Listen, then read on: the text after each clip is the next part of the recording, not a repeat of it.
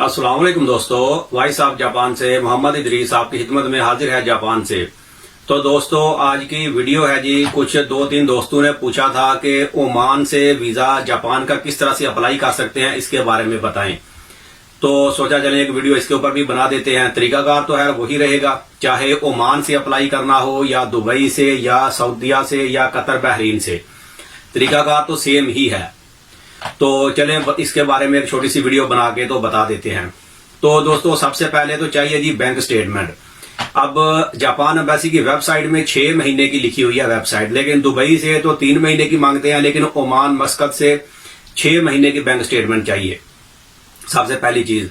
और bank statement के बारे में मैं एक दो चीज बता दूं कि इसमें यह है कि अगर आपकी कंपनी अपने नाम पे है, जैसे किसी का लाइसेंस है, चाहे वर्कशॉप है, कंपनी है, कोई भी है, उसके कंपनी होल्डर है, खुद ही आप मालिक हैं, तो फिर आपका जो बैंक अकाउंट है वो कंपनी के नाम पे होना चाहिए, चाहे ओमान से हो, मस्कत से या दुबई से या बहरीन से, सऊदीया से, जहां से भी करें। अगर कंपनी आपकी है अपने नाम पे तो आपको बैंक अकाउंट जो है वो पर्सनल बैंक अकाउंट नहीं चलेगा, आपका कंपनी के नाम का बैंक अकाउंट होना चाहिए।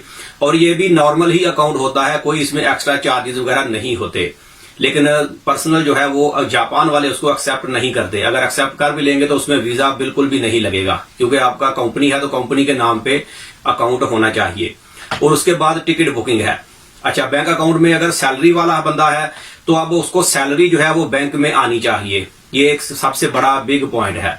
अब सैलरी उसमें कितनी आनी चाहिए, आप करेंसी का जो भी हिसाब हो, मैं पाकिस्तान के हिसाब से बता देता हूं, तो आप उसके हिसाब से काउंट कर लें।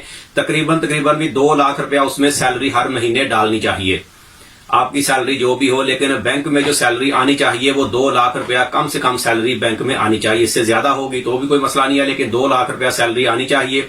और उसका तरीकाकार ये करना पड़ेगा फिर आपको कि 2 लाख सैलरी डालेंगे तो उसमें से फिर आपके पास वीजा कार्ड वगैरह होगा जो भी, तो उसमें से शॉपिंग वगैरह जो आप करेंगे उसी से चलाएं, ताकि ट्रांजैक्शनें होती जाएंगी। और अगर पैसे जो आपको खर्चा भी करना हो तो पहले पैसे उसमें जमा करवाएं और बाद में थोड़े थोड़े करके उसमें से निकलवाते रहें।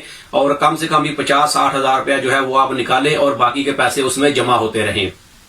जब स्टार्ट करेंगे तो स्टार्टिंग में थोड़े से पैसे एक बार ज्यादा जमा करवा लें, क्योंकि 3 महीने या 6 महीने की स्टेटमेंट अगर रिक्वायर्ड होगी तो जब आप प्रिंट आउट करवाएंगे स्टेटमेंट का तो उस वक्त कम से कम भी पाकिस्तान के हिसाब से 10 लाख या 15 लाख के आसपास पैसे उसमें होने चाहिए। ये जरूरी है, क्योंकि टूरिस्ट वीजा अप्लाई करना है तो इतने पैसे तो बैंक में होने चाहिए। इससे कम होगा तो चांसेस जो है वो कम है, क्योंकि अगर स्पॉन्सर वगैरह हो तो फिर भी 8 से 10 लाख रुपया होना चाहिए बैंक में, क्योंकि जो बंदा फिर स्पॉन्सर वगैरह भेजेगा उसकी भी बैंक स्टेटमेंट होगी तो वो भी एक प्लस पॉइंट होता है। लेकिन अगर स्पॉन्सर वगैरह ना हो तो फिर कम से कम भी 10 लाख से नीचे तो पैसे होने नहीं चाहिए। इससे ऊपर हो जाए, 15 लाख के आसपास भी हो जाए तो भी कोई मसला नहीं है। अच्छा, इसके बाद है टिकट बुकिंग।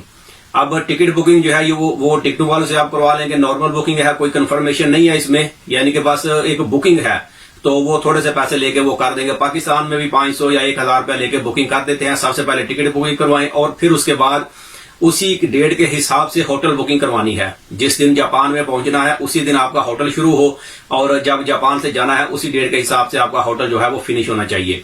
ये इसमें मेजर पॉइंट है टिकट बुकिंग और होटल बुकिंग का। अगर जापान से स्पॉन्सर या इन्विटेशन हो तो फिर होटल बुकिंग की जरूरत नहीं होती, जो आपको स्पॉन्सर वगैरह भेजेगा उसी का एड्रेस वगैरह सब उसमें लिखा जाएगा, तो फिर उसमें कोई मसला नहीं है। लेकिन टिकट बुकिंग जो है वो फिर भी चाहिए। अगर वीजा लग जाए तो टिकट बाद में जो मर्जी आप ले लें, कोई मसला नहीं है, लेकिन बुकिंग जो है ये चाहिए। समझिए कि एक पेपर वर्क है, ये लाजिम चाहिए टिकट बुकिंग। और उसके बाद है अपना कंपनी का NOC letter, no objection certificate. अब उसमें क्या होगा, कंपनी का नो ऑब्जेक्शन सर्टिफिकेट, उसमें आपका नाम लिखा जाएगा, पासपोर्ट नंबर लिखा जाएगा और आपका वीजा किस टाइप का है, क्या काम आप करते हो वो लिखा जाएगा। ये सब चीजें लिख के फिर आपकी सैलरी लिखी जाएगी कि सैलरी आपकी कितनी है, जितनी आप बैंक में डिपॉजिट करवाते हैं, ये सैलरी भी उसी के ऊपर लिखी जाएगी। और फिर उसके बाद लिखा जाएगा नीचे जी ये बंदा जापान में घूमने फिरने के लिए जाना चाहता है एज ए टूरिस्ट, तो हमें कोई एतराज नहीं है, हम इसको छुट्टी देते हैं, नो प्रॉब्लम। और ये बस 2-4 लेटर अल्फाज ही लिख के, 2-4 लाइनें होंगी ये लिख के, तो नीचे कंपनी का नाम या मैनेजर जो भी होगा तो वो उसका नाम नीचे लिख के तो नीचे स्टंप और साइन होगा। ये आप टाइपिंग वाले के पास जाएंगे, क्योंकि अरब ममालिक में टाइपिंग वाले काम ज्यादा होता है, तो उनको मालूम होता है किस तरह से बनाना है। उसको बोले कि नो ऑब्जेक्शन सर्टिफिकेट बना दो जापान एम्बेसी के लिए, तो उनको मालूम होता है किस तरह से बनाना है, वो उसी वक्त वो आपको टाइप करके दे देंगे और अपने कंपनी से फिर उसके ऊपर साइन और स्टंप करवा लें। ये भी आपका एनओसी लेटर जो है सर्टिफिकेट ये रेडी हो गया कि ये बंदा जा रहा है, हमें कोई एतराज नहीं है। और इसके बाद है अपना ट्रैवल शेड्यूल कि आपने जापान में कहां कहां पर घूमना है, वो भी ये सब फार्म जो है, ये ट्रैवल शेड्यूल और वीजा फार्म ये आप जापान एम्बेसी की वेबसाइट से डाउनलोड कर सकते हैं। और उसी में लिखना है, आपने तारीख लिखनी है, कौन सी तारीख को आप जापान पहुंचेंगे, टिकट के हिसाब से ही लिखना है। जापान में किस दिन पहुंचेंगे, कौन सी एयरपोर्ट पे, फिर वहां से घर जाएंगे, फिर दूसरे दिन आप कहां पर घूमने फिरने जाएंगे, वो जगह का नाम लिखना है। इसी तरह से जितने दिन का वीजा अप्लाई करना है उतने दिनों का आपने पूरा शेड्यूल लिखना है कि भाई कौन सी जगह पे, जैसे मशहूर जगह मैं बता देता हूं मिसाल के तौर पे टोक्यो टावर है, टोक्यो स्काई ट्री है, डिज्नीलैंड है, यानी कि टोक्यो एक ही सिटी के अंदर का शेड्यूल पूरा लिखें। अगर एक ओसाका का भी कुछ लिखेंगे, दूसरी सिटी का तो काफी दूर है सिटी, तो फिर जाने आने का भी मसला होगा और फिर आपको ज्यादा होटल बुकिंग, ज्यादा पेपर वर्क करना पड़ेगा। तो हमेशा एक ही सिटी का शेड्यूल बनाए तो वो सबसे आसान तरीका रहता है। और ये मजीद चीजें आप गूगल करके इंटरनेट से भी देख सकते हैं कि जापान में कौन कौन सी चीजें हैं जो घूमने फिरने वाली हैं। ये 2-4 नाम मैंने आपको बता दिए, टोक्यो टावर है, टोक्यो स्काई ट्री है, डिज्नीलैंड है और जू पार्क है, वेनो है, यानी कि इस तरह से कुछ मोटी मोटी जो मशहूर चीजें हैं वो आप उसमें लिख के तो बता सकते हैं कि ये चीजें मैंने फलां तारीख को ये चीज देखनी है। तो ये भी एक फार्म पूरा हो गया। इसके बाद 2 तस्वीरें हैं व्हाइट बैकग्राउंड के साथ, नॉर्मल तस्वीरें हैं, पासपोर्ट ओरिजिनल चाहिए और पासपोर्ट की फोटोकॉपी वीजे वाले सफे की और पहले पेज की, और जहां पर साइन होता है दूसरे पेज की वो कॉपियां चाहिए। और जो आपकी आईडी वगैरह हो वहां पर रखने के लिए जेब में रखने वाला जो कार्ड होता है, बताका बोलते हैं, हविया बोलते हैं, जो भी है वो उनकी फोटोकॉपियां चाहिए और ये लेके एम्बेसी में जाना है। तो मस्कत की जो एम्बेसी है, मस्कत में जो जापान की एम्बेसी है, तो उसमें तो उन्होंने डिटेल में यही लिखा है कि जो गैर मुल्की है वो एम्बेसी में राब्ता करके तो मजीद मालूमात ले लें। तो लेकिन ये इतनी डॉक्यूमेंट जो है ये तो लाजिम चाहिए होते हैं, हर कंट्रीज के तकरीबन यही है, लेकिन फिर भी मजीद इन्फॉर्मेशन के लिए आप एम्बेसी से राब्ता करके तो मालूमात हासिल कर सकते हैं। इस वक्त क्योंकि मैं वीडियो बना रहा हूं, ये मार्च है, मार्च 2021 है, तो इस वक्त तो टूरिस्ट वीजे जो है वो बंद है। लेकिन ये वीडियो जो यूट्यूब पे पड़ी रहेगी, चाहे कुछ 6 महीने के बाद देखे या 1 साल के बाद भी, तो फिर भी भाई तरीकाकार यही रहेगा। तो वीजे तो इंशाल्लाह ओपन हो ही जाएंगे। इस वक्त तो वीजे बंद हैं, लेकिन अनकरीब वीजे ओपन हो जाएंगे, चाहे 2 महीने बाद ओपन हो जाएंगे या 6 महीने के बाद, लेकिन तरीकाकार जो है वो यही रहेगा। डॉक्यूमेंट्स आपको फिर भी इसी तरह से फिलअप करने हैं और यही डॉक्यूमेंट्स रहेंगे जब भी वीजे ओपन होंगे। क्योंकि अभी कोरोना की वजह से काफी हालात खराब हैं, लेकिन ये तो अल्लाह खैर करे, इंशाल्लाह जल्दी हालात ठीक हो जाएंगे। और पाकिस्तानी पासपोर्ट के लिए वीजा फीस कोई नहीं है, एम्बेसी में फ्री वीजा है। अगर वीजा लग गया तो फ्री में लग जाएगा, और अगर वीजा ना लगा तो फिर भी आपका कोई पैसा एम्बेसी में नहीं देना, जाया नहीं होगा। सिर्फ 6 महीने की स्टंप लग जाएगी और 6 महीने के बाद आप दोबारा वीजा अप्लाई करेंगे और इसी तरीके से दोबारा भी अप्लाई करें तो भी इंशाल्लाह वीजा लग जाएगा।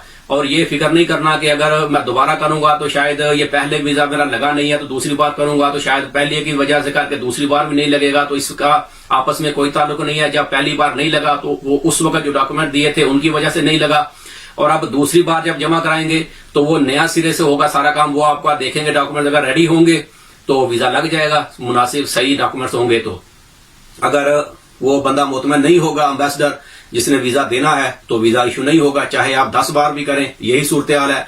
और अगर वो मुतमईन होता है तो पहली बार में भी लग सकता है, दूसरी बार, तीसरी बार, चौथी बार में भी, इसका कोई मसला नहीं है, इंशाल्लाह वीजा लग जाता है। ये गलत बात है जी, वीजा लगता ही नहीं है भाई। वीजे लगते हैं तो लोग जापान में आते हैं, इस तरह से तो कोई नहीं आते। अमेरिका कनाडा में भी लोग जाते हैं, वीजे लेकर ही जाते हैं। 2 नंबर तरीके से तो हर बंदा नहीं पहुंचता।